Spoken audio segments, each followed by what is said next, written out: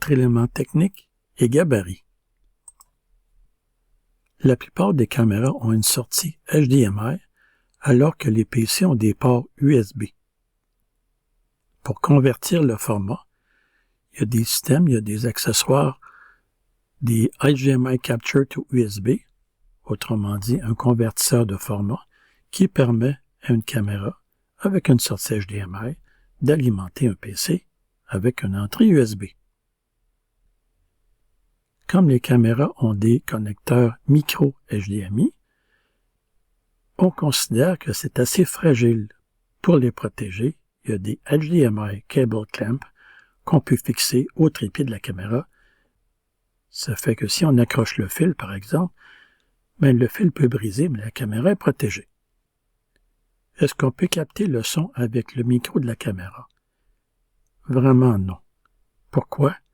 Parce qu'on va capter le son du système de son et de l'orateur en même temps, ce qui peut occasionner des problèmes. Plutôt, c'est de passer par la console audio pour offrir une bonne qualité audio, ce qui est indispensable. Tout comme la caméra va être connectée également via USB à l'ordinateur.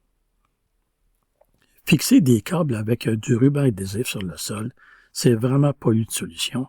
Il y a des cable protection qui existent à cet effet. Un connecteur HDMI n'est généralement pas très long. Si on a besoin de quelque chose jusqu'à 100 mètres, par exemple, il y a des HDMI to IP convertisseurs qui permettent de transporter le signal à des distances jusqu'à 100 mètres.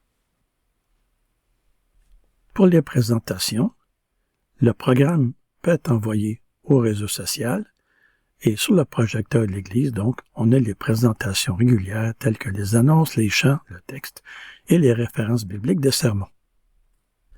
Il y a une autre option, le IMAG pour image magnification. Donc, le programme se retrouve aussi bien sur le réseau social que sur la projection de l'Église. Ici, on voit un exemple. C'est très important de se faire des gabarits.